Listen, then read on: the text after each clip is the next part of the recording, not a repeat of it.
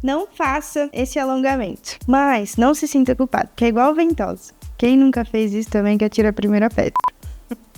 Isso é cancelado. Quando o paciente chega até você, geralmente ele já tem uma crença ou ele já pesquisou tudo sobre a patologia dele. E aí o que eu mais vejo que acontece geralmente é o paciente já chega e ele fala: ai, doutora, mas eu sou muito encurtado. E com certeza é por causa disso que eu tenho a dor lombar. E aí ele vai e já faz esse alongamento. E de novo, gente, quem nunca viu isso e quem, assim, não acabou acreditando nisso, que atira a primeira pedra, né? Você falava: ah, deve ser mesmo que você não é muito alongado, vamos alongar esse isquiotibial para ver se melhora essa lombar. Mesmo você já tendo feito isso, o meu objetivo com você agora, terapeuta, é que você explique para o paciente, use o seu raciocínio clínico para explicar para ele que esse alongamento não vai interferir na dor lombar dele, porque depois de você avaliá-lo, fazer um tratamento, você também vai dar o que mais interessa para ele, que é o prognóstico, que é em quantas sessões ele vai melhorar. E aí depois que você fizer tudo isso, ele vai acabar ganhando uma confiança em você por você ter explicado tudo para ele. Então não tem por que você usar esse alongamento, porque a não ser que você seja uma bailarina ou uma ginasta que precisa de muita flexibilidade, ou às vezes um jogador de futebol também, porque na hora que ele chuta, né, ele vai precisar do alongamento dos isquiotibiais, ou se você faz aquela corrida com obstáculo, que aí também precisa do alongamento desse músculo,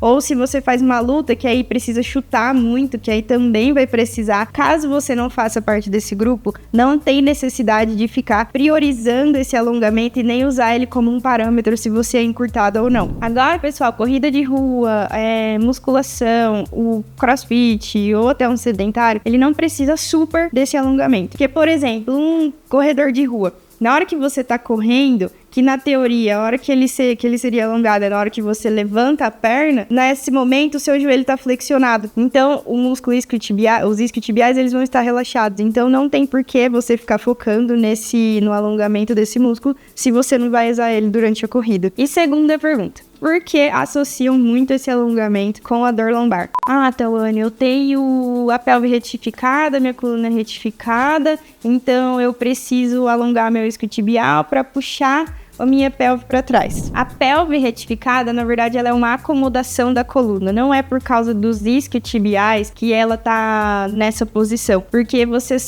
ela só vai puxar realmente a pelve na hora que você levantar e começar a esticar a perna. Agora, por exemplo, quando você tá sentado, que é um momento que a coluna geralmente tá retificada, aí o seu isquiotibial, ele tá relaxado. Então, por que vocês acham que o isquiotibial ele vai interferir na pelve e na retificação da lombar? E aí, se você pega um paciente com lombalgia, lá, o paciente chega travado da dor lombar, e aí você faz esse alongamento, tipo assim, você deita ele, pega o elastiquinho e estica o joelho lá em cima.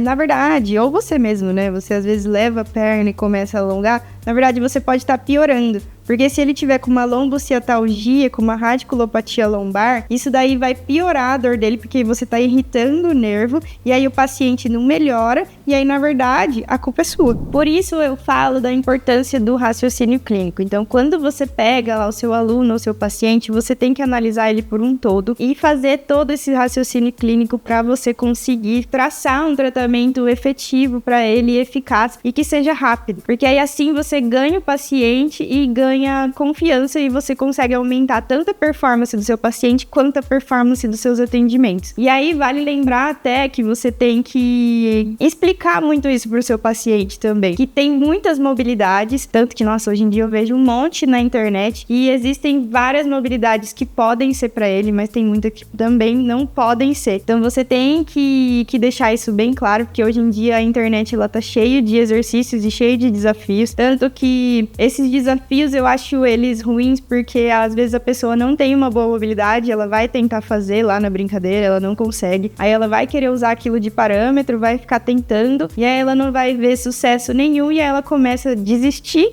e aí nisso ela começa a negligenciar os exercícios de mobilidade. Então é sempre bom você explicar qual exercício é importante para ele, para o seu paciente, qual exercício vai ser efetivo para o seu aluno, porque às vezes ele não consegue pôr a mão lá no chão, só que ele faz um agachamento bom, ele faz um agachamento que aí quando ele completa o movimento, ele consegue distribuir toda a energia mecânica ali por igual, ele consegue fazer um exercício bonitinho. Ou às vezes você pega também um paciente de corrida, que a gente não precisa trabalhar tanto essa mobilidade também, basta ele ter uma boa mobilidade de tornozelo, uma boa mobilidade de quadril, e o que na verdade ele mais precisa é de força e estabilização. Então é muito legal você trabalhar com toda essa especificidade, você saber toda essa especificidade para você conseguir traçar um tratamento eficaz e usar o raciocínio clínico tudo em cima disso.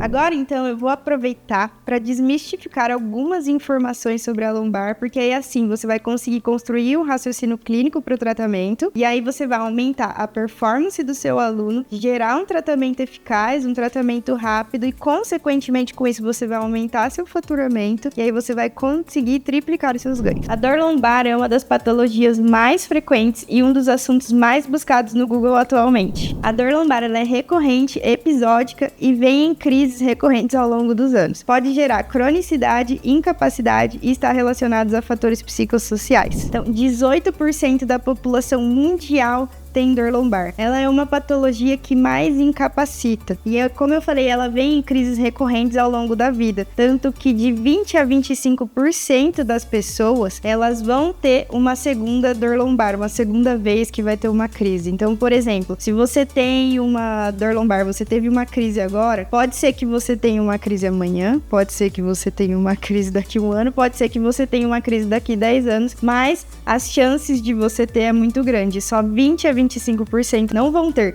Ou seja, 2 pessoas a cada 10 não vão ter essa dor lombar, não vão ter essa crise recorrente. Mas aí o que acontece? As pessoas não precisam se desesperar, porque você, terapeuta, vai saber cuidar do seu paciente para ele não ser parte desses 75% aí. Então vamos começar desmistificando algumas informações que falaram para o seu paciente ou aluno, e que juro que ainda existe gente que fala isso, e existe o aluno e o paciente que vai acreditar. A primeira é que muitos acreditam que a postura, ela tem total influência na dor lombar. Então eles acham que a dor lombar deles acontece porque eles têm uma má postura, sendo que não tem evidências, não tem estudos que associam a dor lombar com a má postura. Lembrando que, na verdade, a melhor postura, ela é sempre a próxima, tá? Não existe uma postura perfeita. A melhor postura é, tá muito tempo sentado? Levanta. Tá muito tempo em pé? Deita. E é isso. A melhor postura é você se movimentar.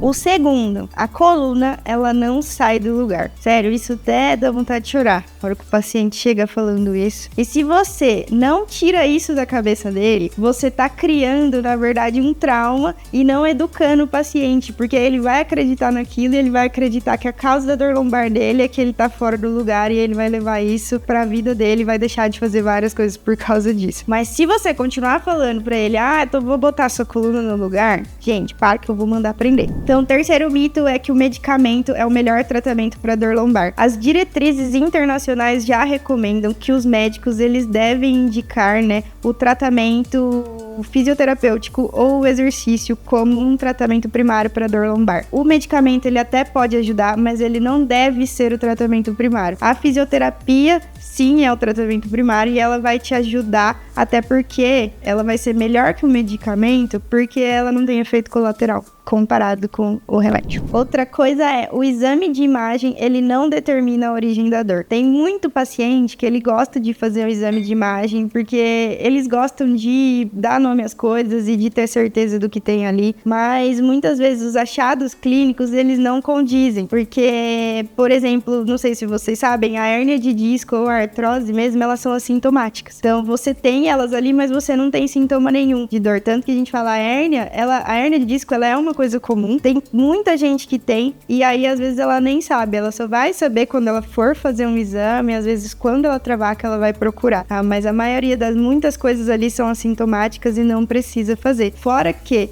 quando ele procura esses achados clínicos, quando ele faz esse exame, às vezes isso vai criar um bloqueio no paciente. Então, por exemplo, ele vai falar, eu tenho hérnia de disco. Então, eu tenho hérnia de disco, eu não posso correr porque eu tenho hérnia de disco. Eu não posso agachar porque eu tenho hérnia de disco. Ou ele vai falar, eu tenho uma dor no ombro, é porque eu tenho artrose. Então, eu não posso fazer nada com o meu ombro. Ou ele vai falar, eu tenho uma artrose no joelho, então eu não posso jogar bola, eu não posso correr. Enfim, às vezes o exame, ele acaba sendo até ruim pro paciente. E aí, cabe a você mostrar pra ele que não precisa, que a gente sempre se baseia nos sintomas dele. Quinto mito e o pior de todos, que eu ainda ouço e eu fico chocado, dá vontade de chorar, que é o repouso é indicado para dor lombar. Inclusive, gente, eu ouço isso de muito médico, que geralmente é o primeiro contato do paciente, e aí é claro que o paciente vai acreditar. Por isso que cabe ao terapeuta explicar para ele tudo o que pode acontecer. Até eu gosto de explicar, se o paciente entra em repouso, ele entra num ciclo vicioso da dor, que aí ele em repouso, ele vai perdendo movimento, porque ele não tá estimulando o movimento, nisso ele perde músculo, ele fica fraco, ficando fraco ele vai ter dor. E aí ele vai ficar nisso pra sempre, ele não melhora e até depois, vamos supor que,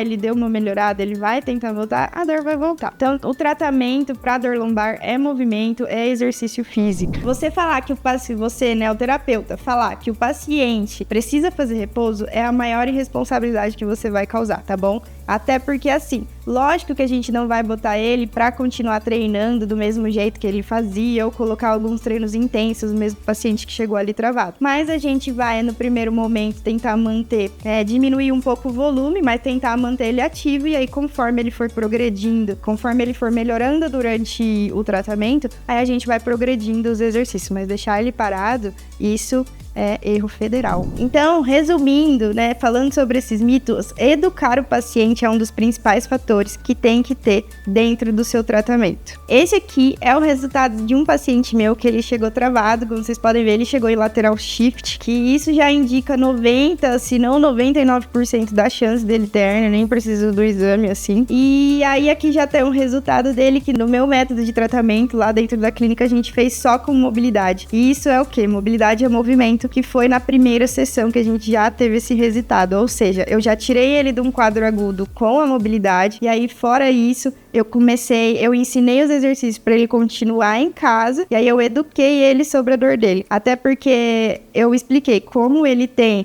provavelmente, né, ele tem a hérnia, pode ser que ele teve essa crise de dor lombar agora, pode ser que ele tenha semana que vem, mas se ele continuar cuidando, ele vai ter daqui muitos anos, ou talvez ele nem tenha, e aí ele faça parte daqueles 20, 25% que eu falei lá no início. Então, ao dominar o meu método, além de você aumentar o repertório de atendimentos, você também consegue aumentar a performance e a recuperação do seu paciente, sendo que aí você consegue fazer um tratamento mais rápido e eficaz. E aí, consequentemente, você vai aumentar o número de pacientes, o número de procura, e aumentando a sua demanda, você consegue aumentar também o seu faturamento. Os profissionais que dominarem essa técnica, eles podem atuar em vários segmentos da área da saúde, desde clínicas de fisioterapia até centros de treinamento de alta performance, aumentando as suas oportunidades de crescimento financeiro e reconhecimento na área.